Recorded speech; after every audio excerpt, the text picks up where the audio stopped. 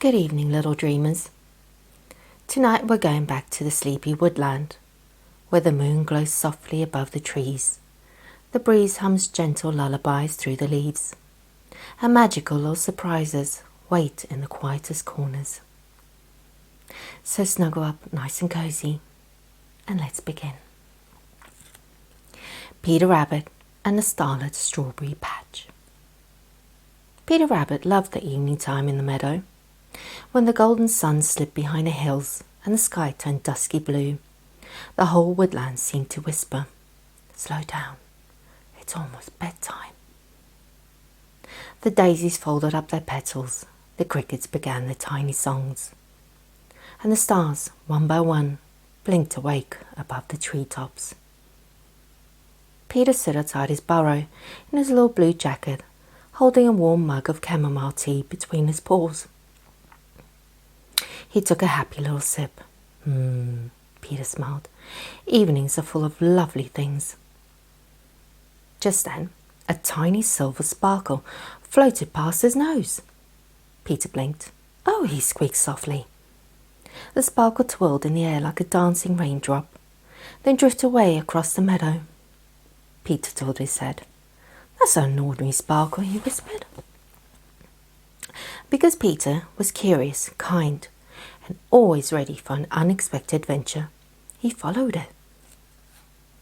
The silver sparkle bobbed past the clover patch, over the little log, and beneath the old willow tree, where Hazel was busy doing 3 very bouncy hops in a row. Hazel, with a bright reddish-orange fur, big fluffy tail, and green scarf fluttering behind her, spun around when she saw Peter. "Peter," she chirped, "look at me. I'm practicing my moonlight jumps." Peter laughed. "The very springy moonlight jumps." Hazel grinned. "Thank you. I call that one the twirly swishy squirrel bounce." The silver sparkle floated right between them. Hazel gasped. "Ooh, did you bring that?" Peter shook his head. "No, I've been following it." Hazel's eyes grew wide with excitement. "Then we must definitely follow it together." And off they went. The little silver sparkle drifted deep into the woodland, where Bramble the hedgehog was carefully arranging tiny acorn cups in a neat little row outside his cosy nook. Bramble looked up with a cheerful smile. "Good evening, Peter. Good evening, Hazel." "Good evening, Bramble," said Peter. "We're following a mysterious sparkle," Hazel announced. Bramble adjusted one tiny acorn cup. "That does sound rather special." The silver sparkle circled gently above Bramble's nose. "Oh," Bramble said softly. "Well, I suppose that settles it." He tucked his little acorn cup safely away.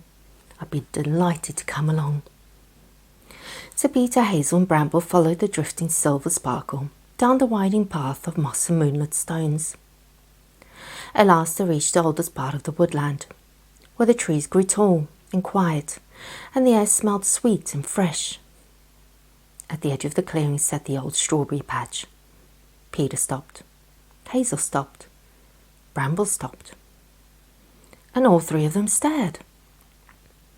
Because the strawberries were glowing, not brightly, not like lanterns, but softly like tiny rosy stars tucked among the leaves.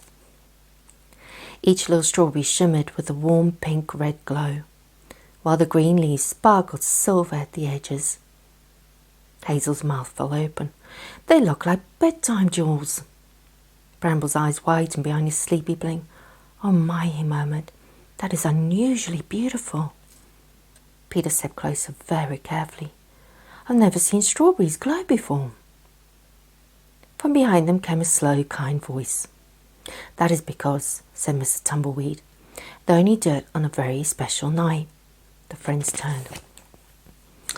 There was Mr. Tumbleweed, the kind old tortoise, making his calm way into the clearing, with his round glasses glinting in the moonlight. "Mr. Tumbleweed," said Peter happily. "Good evening, my little moonbeam wanderers," he said with a smile. Hazel buns once. "Why are the strawberries glowing?" Mr. Tumbleweed looked up at the stars. "Ah," he said, "tonight is the night of the starlit bloom." "The starlit bloom?" Peter asked. Mr. Tumbleweed nodded. Long ago, the woodland fireflies made a promise to the strawberry patch. Once each season, on the calmest, clearest night, they gather tiny drops of starlight and tuck them gently into strawberry blossoms, so the patch may bloom with extra sweetness for the midnight picnic. Hazel spun in a circle. "There's a midnight picnic." "There is," said Mr. Tumbleweed. "Or at least they're supposed to be." Peter noticed something then. The glowing patch was lovely, but not all of it was blooming. One side of the strawberry patch sparkled and shimmered, but the other side looked droopy and dim. Peter frowned. "Mr. Tumbleweed, why are those blossoms still closed?" The old tortoise peered over his glasses. Bramble leaned in thoughtfully. "Perhaps I haven't had enough starlight yet." Hazel looked up. "But the stars are all there." Peter looked carefully around the patch. Then he noticed something small and golden caught in the bramble bushes nearby. "Wait," he said. "What's that?" The friends hurried over. Tangled gently among the brambles was a tiny cluster of sleepy fireflies. The little lantern's tail flickered very faintly. "Oh dear," Hazel cried. "They're stuck," said Peter. The poor little fireflies had been trying to carry droplets of starlight to the blossoms, but their path had become tangled in long curling vines. Bramble crouched low. "We must help them very carefully." Peter nodded. "Very gently now, everyone." Hazel used the nimble paws to lift the soft vines.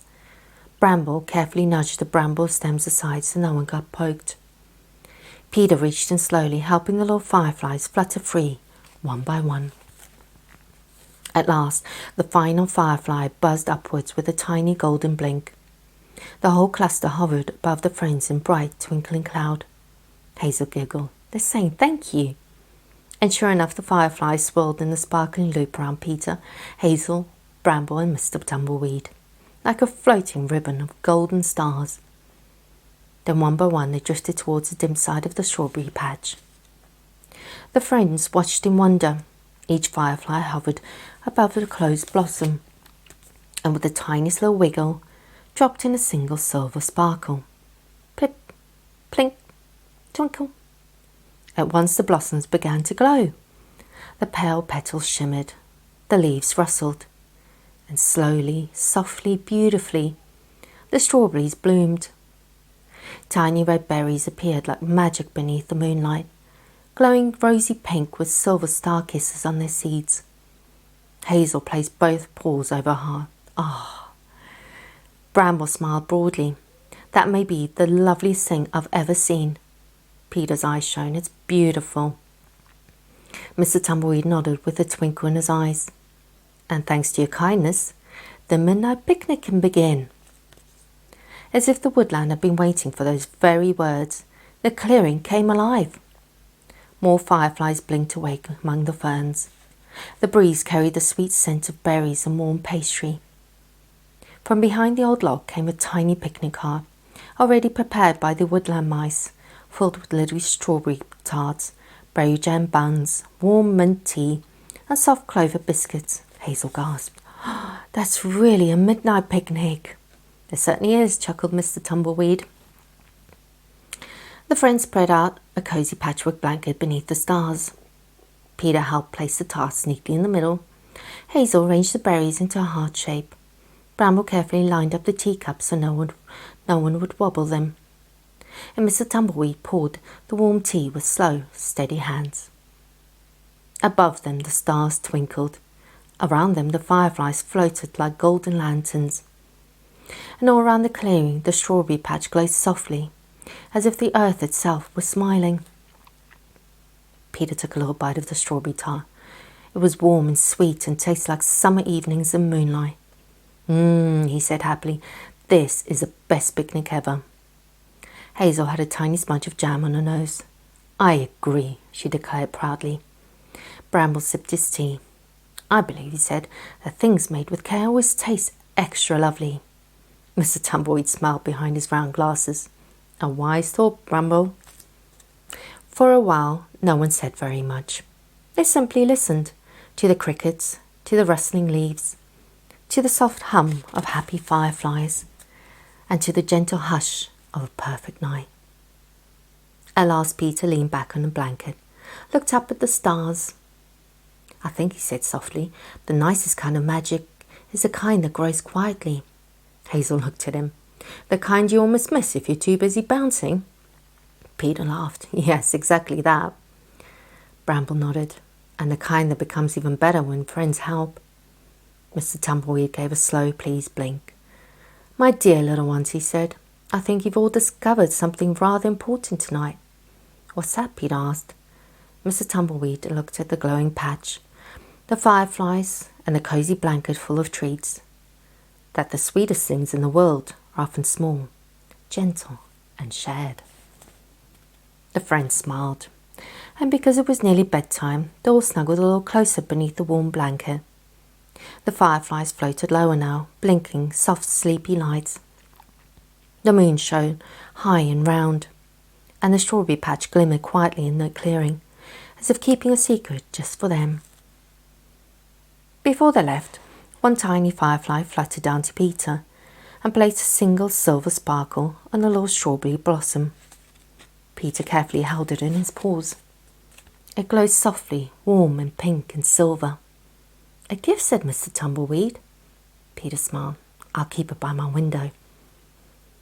So Peter, Hazel, Bramble and Mr. Tumbleweed walked home through the moonlit woodland together, slowly and happily. When Peter finally reached his burrow, he placed a little blossom in a tiny cup beside his bed. All night long it twinkled softly like a bedtime star. And as Peter snuggled under his blanket, he could still smell strawberries and warm tea and a little bit of moonlight. He smiled a sleepy smile. What a lovely thing it was to live in a world full of kind friends, mysterious magic, and starlit surprises. And somewhere not very far away, the strawberry patch glowed gently beneath the stars. And now, little dreamers, it's time to snuggle down, close your sleepy eyes, and drift into the softest dreams. Good night, Peter Rabbit. Good night, Hazel. Good night, Bramble. Good night, Mr. Tumbleweed. And good night to you, sweet little dreams.